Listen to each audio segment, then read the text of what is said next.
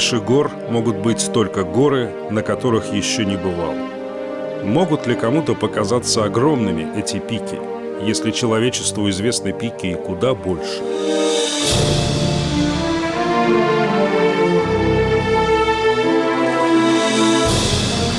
Но если вы когда-нибудь стояли на вершине этой горы, и вам знакомо это чувство бескрайнего трепета, вы никогда не назовете незначительным этот пик.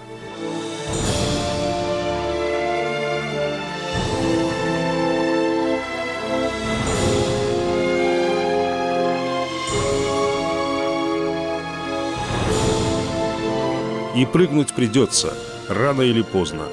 Вопрос только, с чем лететь в эту бездну.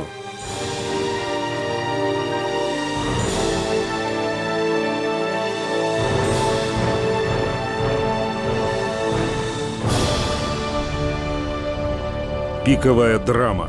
Тройка, семерка, туз. Третья волна, седьмая больница и новый штамм Дельта. Бьющий безжалостно все наши карты.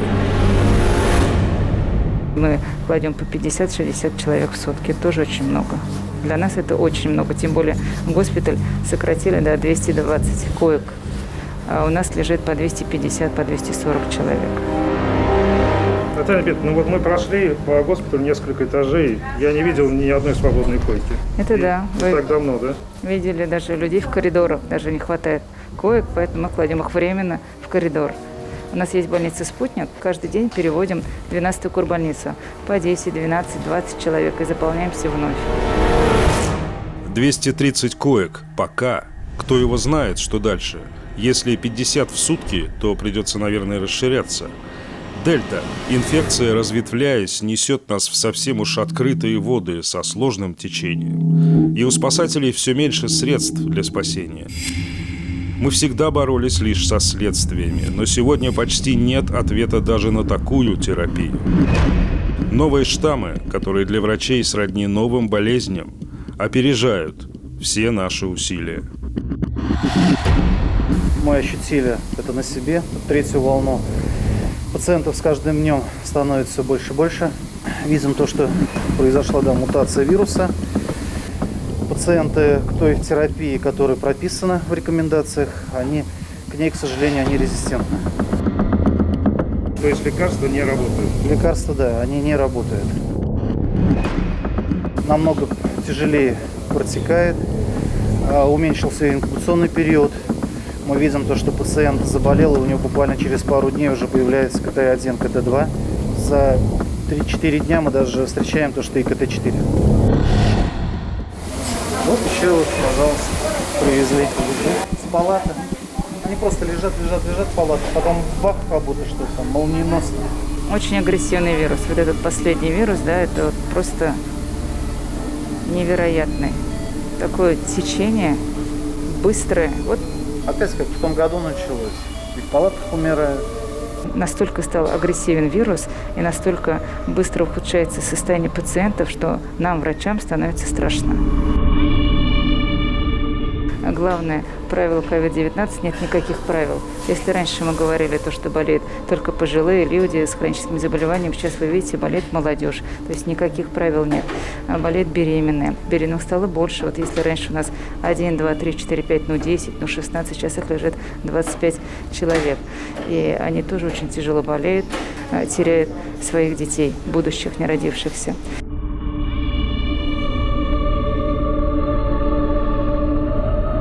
РКБ. 250 человек уже сегодня. Идет рост. Количество обращений в сутки до 150, госпитализация 50. От КТ-1 до КТ-4 буквально один шаг. Порой лишь несколько часов. Мы обязаны произнести то, что произносить не хочется, то, что не принято произносить. Большинство из тех, кого вы уже видели в эти несколько минут, из тех, кого вы сейчас видите в реанимациях, не выживут. Смертность – это тот самый критерий, который необходимо учитывать при любых сомнениях в отношении вакцин. Смерть не приходит к тем, кто заранее доверился этим врачам. На весь госпиталь РКБ наберется лишь несколько привитых больных, и каждый из них покидает госпиталь самостоятельно. Что бы вам ни говорила двоюродная подруга мужа сестры ваших знакомых, которая якобы здесь работает.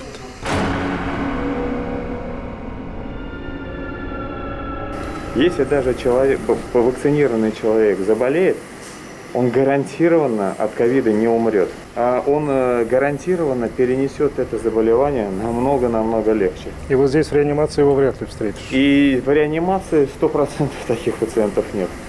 В госпиталях нет и скептиков в отношении вакцин. Здесь это быстро проходит. Но вы не были среди этих, которые отрицают? Нет? Нельзя так однозначно утверждать. Тоже были, да? Тоже не верили?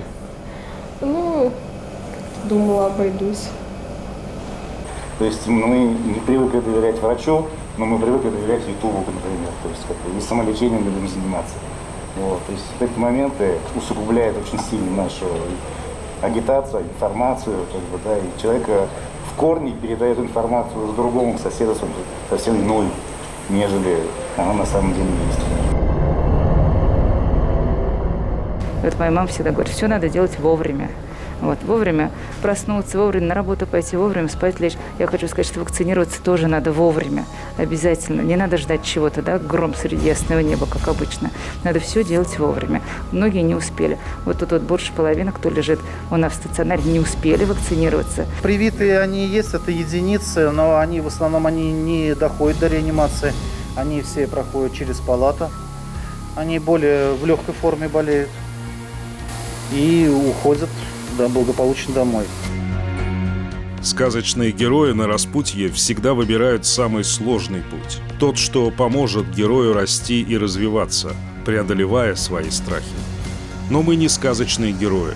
Мы не хотим трудностей. Нам нравятся истории легкого успеха. Нас тянет к тем, кто торжествует, в то время как главная история сейчас — вот эти истории, не успеха. Их больше, чем вы думаете. Они болезненнее и полезнее, чем вам кажется. Люди умирают семьями. Их бывает некому хоронить. Это делают коллеги по работе. Есть те, кто наслушался этих историй. Они все здесь. Поэтому врачи пришли уже и в наши дворы даже. Дошли буквально до нашего порога. Те, кто не вакцинировался, сейчас очень многие, к сожалению, находятся в ковидных госпиталях или лечатся амбулаторно. Раскаяние приходит, но, к сожалению, оно приходит очень поздно. В торговых центрах и поликлиниках долгожданный подъем обращений в несколько раз. Мы желали бы, но мы не видим в этом заслуги госорганов. Модифицируется вирус, но не наши представления. Они бесконтрольны. Нам не объяснили. Нам объяснили доходчиво. Пусть так. Во всяком случае, это хорошая очередь.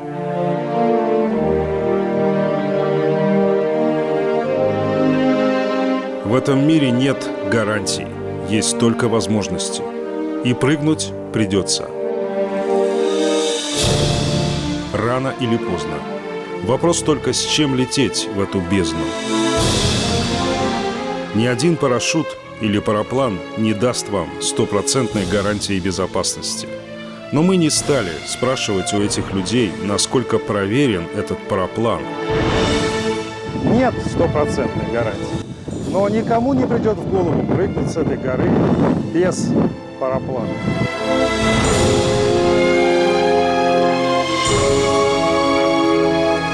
Почему же это нам приходит в голову не использовать эти средства безопасности, когда они существуют?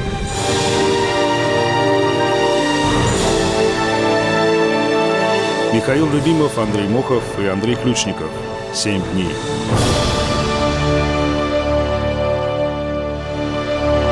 Все хорошо. Да, это наблюдаем.